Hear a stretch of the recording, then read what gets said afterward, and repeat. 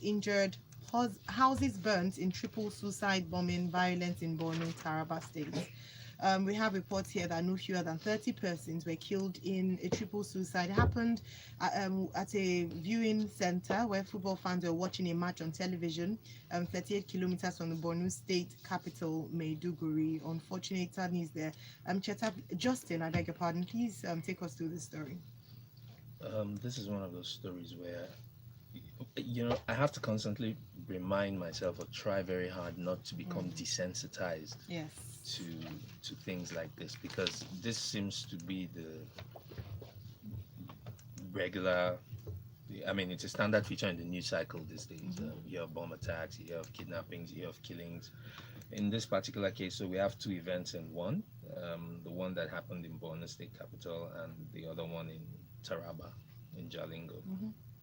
And going through the story, so two key individuals have been quoted in this story. One of them being the head of the SEMA in Borno State, Mr. Usman Kachala. He's the head of operations at the State Emergency Management Agency. And the second person being Mr. Ali Hassan, who is the leader of a self-defense group in town. That's another thing that I try not to get used to. The fact that security is now basically manned on a self-help basis by people, particularly in the northeast, who are in the center of this particular kind of crisis. So 9 people died on the spot, according to Mr. Hassan, and 48 were injured. Now, one of the things I want to pick up from the story is Kachala, the SEMA guy, said the high number of fatalities was because emergency responders were unable to reach the site of the blast on time, nor were they equipped to deal with the large number of wounded persons. As well, there was a delay in obtaining security clearance to enable them deploy from Maiduguri in good time. And 40-something people and counting are dead because of, let's forget, okay, nobody has claimed responsibility for this attack, but we are presuming it's the usual suspect, Boko Haram, right? Now, this is the main theater of operations for Boko Haram. I want to imagine that we would proactively provide beef up the level of readiness of the first responders in that area and the healthcare organizations, the healthcare agencies in that area to be able to respond to things like this, because it's happening every other day. But here you are, it's happened, they couldn't get to the site. When they got to the site, they didn't have the capacity to deal with the number of people who were dead or injured at the time. And it's reported, Ali Hassan, like you mentioned, leader of the self-defense group, had mentioned that it was as a result of this that the number of casualties were so it's high. Quite high. So we wouldn't have had these numbers if we had an efficient emergency response system. Exactly. And not just in those areas alone, but in every state, because not so long ago, that's I think last Friday, if I'm very correct, I think Friday, yes, in Greenland Estates in Ijeh, there was a fire incident that consumed some the shanties around the residential area. Houses were burnt down. Some children lost their lives, unfortunately.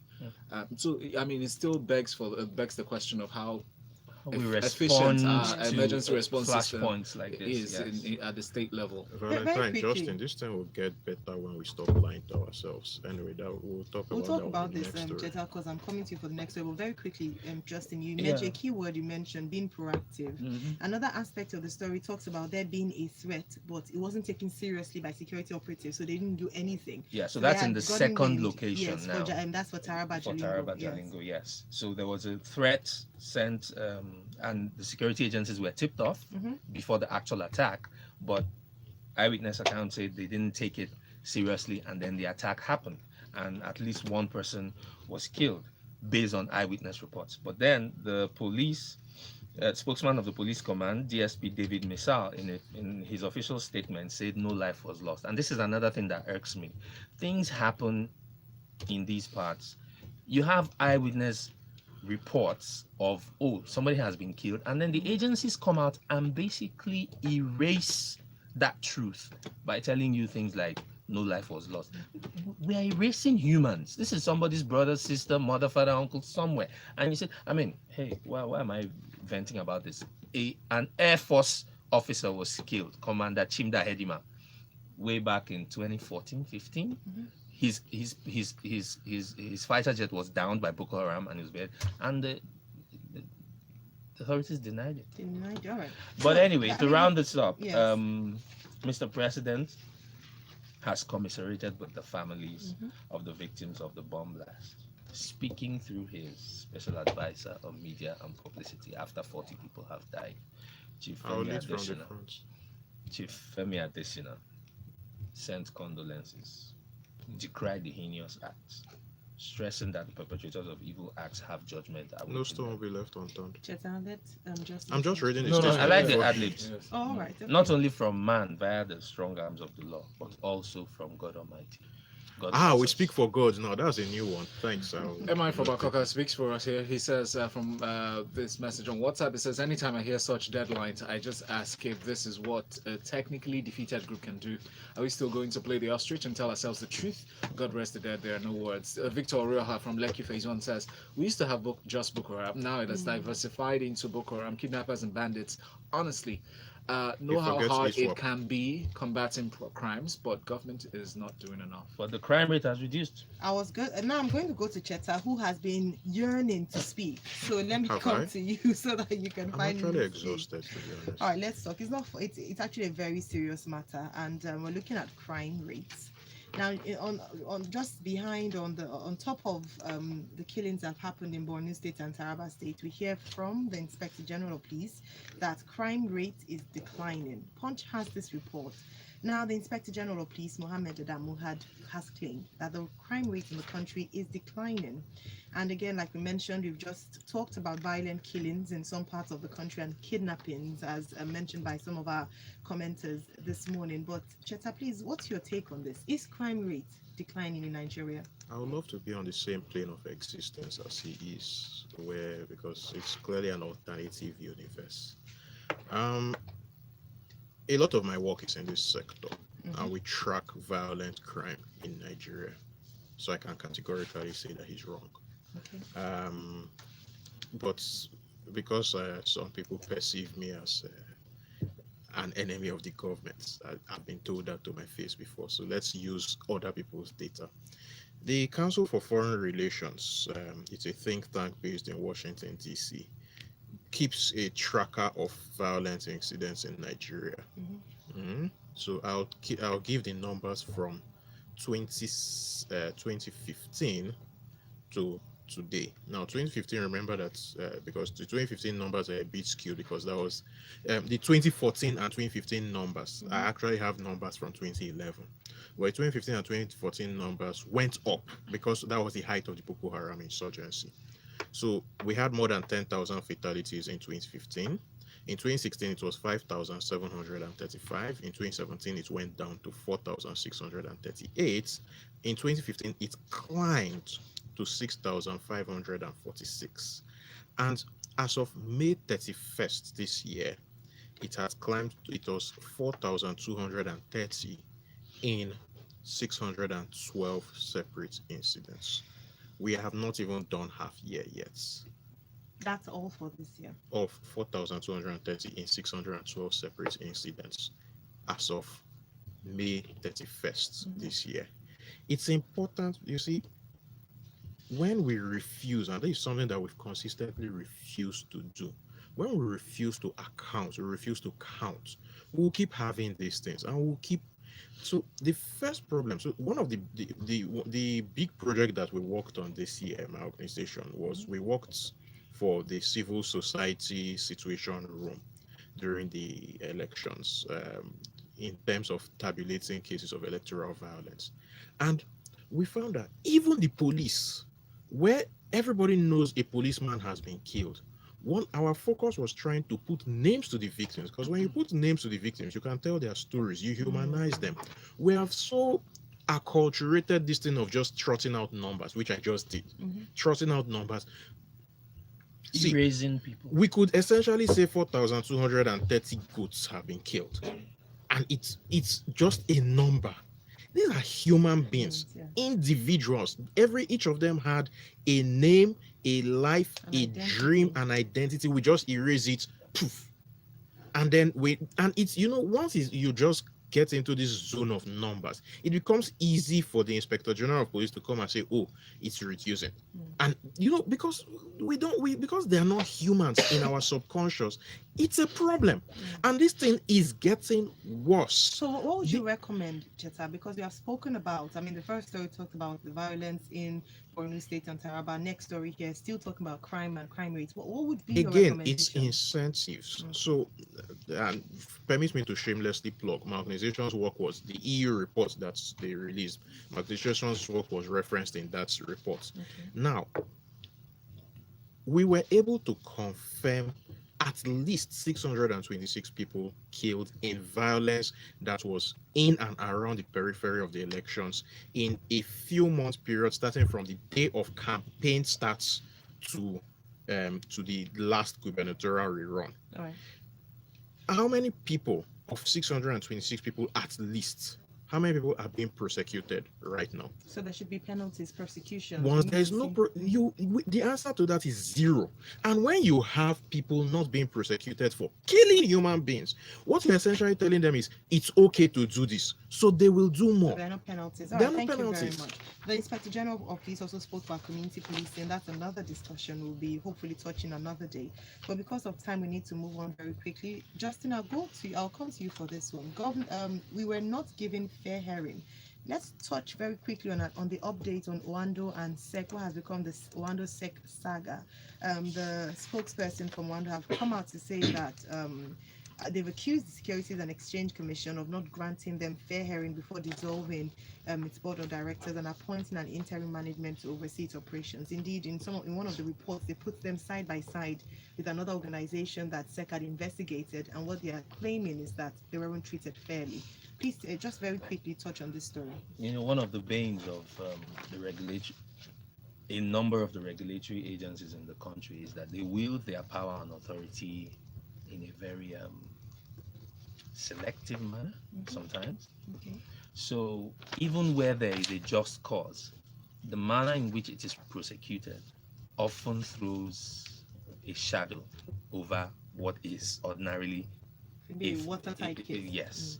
So this is turning out, the Oando saga is turning out to be one of such things, because reading this article, Oando and their spokespeople have clearly laid out the efforts they made to engage with SEC on the allegations that had been made, and clearly they weren't given an opportunity to read the final report of the forensic audit exercise, and then all of what has played out on the public eye has gone ahead to be played out, and really it now puts the regulator on the back foot with this, and this happens sadly way too often. Selective justice.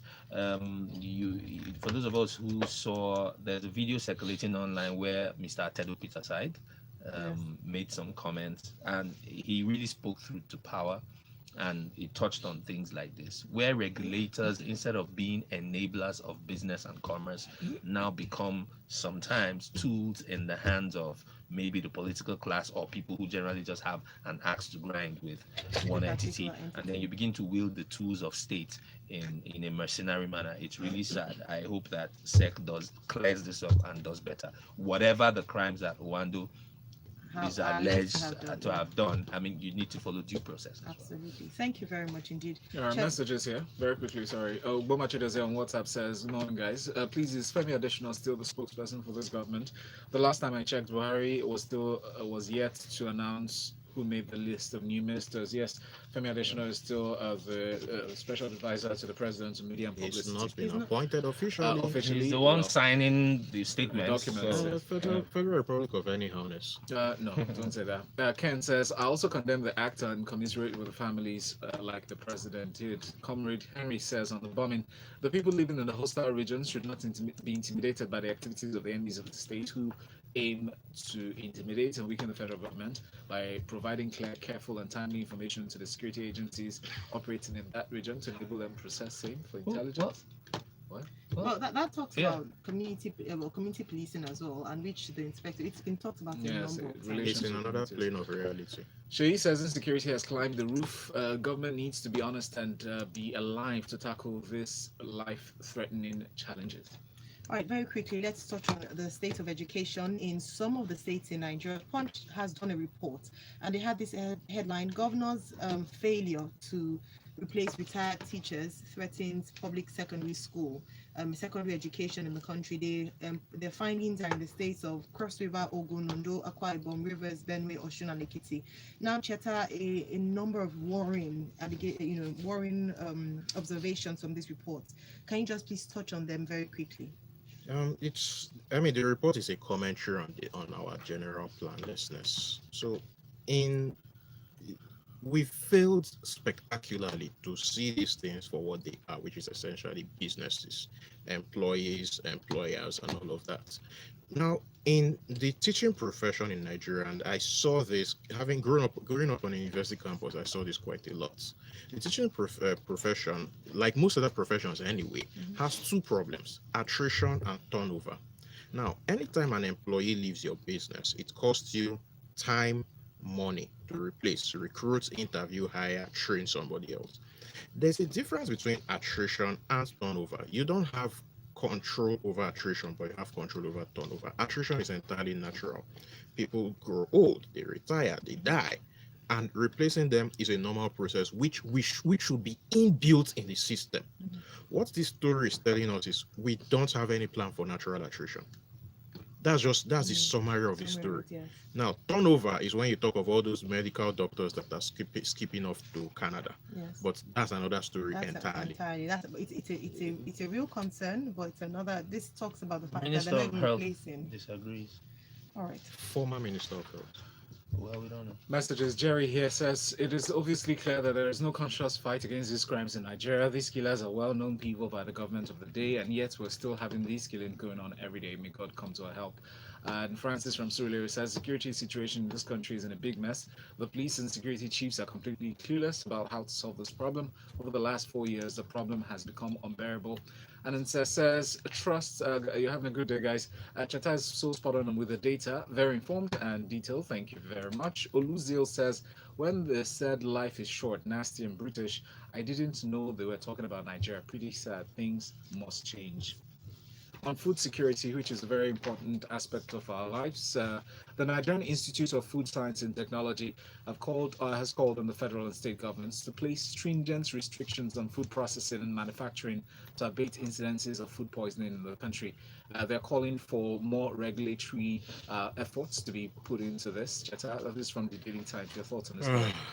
Now, this is a problem when you have people with a lack of understanding of basic economics running things. They start making all sorts of demands. See, Nigeria does not suffer a problem of regulation. As a matter of fact, we suffer a problem of over-regulation. The real issue is lack of enforcement of existing regulations. So permit me to tell a very quick story, because their supervisory body is NAFDAC. Now, we used to have formed under GOAN, we used to have what was called Directorates for Food and Drug Administration and Control, whatever. And by 1998, it was deemed ineffective because fake drugs had become not just a Nigerian problem, but a global problem. So in 1988, there was a UN conference on the problem of fake drugs. And Nigeria being Nigeria, slowly as usual, we finally got around to it in 1992. A committee was formed under Tani Musalawa, and eventually in January of 93, there was Decree 15 of 93, which replaced Yes. Became No, No. it replaced it with NAFDAC. That defunct was when one. NAFDAC was formed. Salawa was the initial head of NAFDAC, but eventually he was replaced by Professor Gabriel Osuide.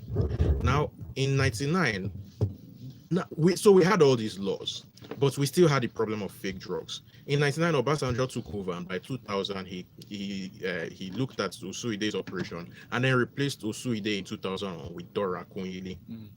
Dora Akunyili entered into the problem or into the whole thing with a zeal. Yes. And before we could say Jack Robinson, fake drugs, all of that problems began to be tackled. Now, it didn't take, remember, note she came in 2001. It took 3 years before they looked at the existing laws, repealed Decree 15 of 93, and replaced it with the current NAFDAC Act. Why did I tell this story? The point is, they didn't put any new laws for DORA to be effective. It was a thing of laws were existing, they were not being properly enforced. Right. We are chalk up to laws in this country as saying there are laws. So the See, major problem if could be said police to be implementation, right? That's what I'm saying. If Mhm. police catch you on the roads, Valentine, I can assure you, even if all your papers are complete, they will find something that you are. Of course. That they will find an infringement that you've committed. And when you check, it is really an infringement. It is enforcement that is wrong. And the problem with over-regulation is it creates room for arbitrariness. Yes. I was going Which to is say all fingers are not equal. Back to Which is analogy, our but which yes. is our big problem. Arbitrariness in enforcement of existing laws means that people by default are looking for ways to shunt the system. How do we get out of here? Is the big question. We have your messages on WhatsApp 0809-440-981. Linking very closely because where there's food, people definitely would come to eat, right? And then we'll give rise to world population. I saw the publication this morning before this news came up, and I saw where I think it was Bloomberg that gave a projection of world population rising up to beyond 8 billion. Nigeria's figure really caught my attention. It said 2100 that year. Nigeria's population is projected to rise to about 733 million. But the recent statistic is from the United Nations Population Division. They said yesterday that population of the world hits an estimated 7.713 billion. And there are figures to Nigeria and linking it with economic development and social affairs. What are your thoughts on this, Justin, as we go through the story? The central thrust of the story, aside from giving us the figures and the various stats that are here, so the thrust of this particular article from this day seems to be to tell us that there are more women, that there are more men in Nigeria than there are women. Belying the. Why are you smiling? I'm smiling very widely. Some of us beg to differ. Why are you smiling like that? You're frowning since so. It's Basically saying that. It's a tea room conversation. That men sometimes. Yes, I can read Ayo's mind. Ayo is saying, you people say that man's scarce. Yes, so. But man's scarce. But this article is telling you no, you have there's more a difference men between than man women. and man. You're qualifying That's it. That's a different conversation. But But just in seriously speaking, let's look at it vis-a-vis population growth, economic development, and how we can harness this. Well, so in 2030, let's take the nearest time window, right? Yes. In 2030, global population is expected to be 8.5 billion, right? Nigeria is currently 200,964,000. And the projection is that by growth rates are going to be happening at 10%. So the 10% growth rate is going to be sustained. But my issue is, first of all, I'm not sure that Nigeria itself can sign off on these numbers, because if we go back to how the last census in 2006 was conducted and how we've been calculating growth rates, it is simply an arithmetic progression. You take the last number, you multiply by 10. What as year if you're again? I'm about compounding to interest. bust here. 2006. No. If you take our census figures from 1931, you will find that we have actually been progressing. Every region is between 2.5 and 3%. No, there's a since formula. 1931. It's done on paper, so you just calculate it, and that's how our population. So we really need to sit down and do that count. Do we know that China's population is reducing as we speak right now? We shall not do that count. Because we share money based on population. End of story. So until Nigeria becomes productive and move away from this sharing national kick, it shall not change. We are not 200 million inside this country. No, we are not. I also agree. We are nowhere near that. That's a different. But then again, statisticians will ask you, by what metric are you making that assumption? Every single data set I have seen points to consumption data of somewhere between 120 and 140 million. Every single data set I have seen. But economists will tell you they make the better decisions by accurate figures. So my question has always Which been, is the point? Let us count. So let's have an accurate count. Thank you. Let's move on now to this next story. As visa seems to be the focus of attention, actually, I came across somebody this morning that was just rushing out to process a visa. But the United States government or the United States Embassy here in Nigeria have denied a rumor that was going around that they have placed an indefinite ban on a student visa for Nigerians going to study in the country. I heard a story yesterday about a guy who was sent back because he applied for this, but they said that is not true, that we should consider it as fake news. But your thoughts on this story, Justin? Yeah, the U.S. Embassy has come out. I've seen that news circulate on social media. Before you talk. But go on. I do. Okay. But then, Yes, so go what? on, please. I'm in We Nigeria, are proudly running out so. of time, I'm not Justin. running to Thank anywhere. you. Anything Yeah. to be proud So, of but in it's this fake country. news. The article in particular that has been circulating is fake. Mm. The embassy has come out to deny it, and I think they actually had a Facebook Live Session. webinar Yes. a couple of days back where they basically talked through the changes that have happened in the immigration policy. We know that Trump is tough on immigration, and Nigeria is part of the countries that were on the list with Immigration issues. people overstaying their visas and That's all of right. that. So yes, there's extra due diligence being done on Nigerians. Visa approval rates are going to drop.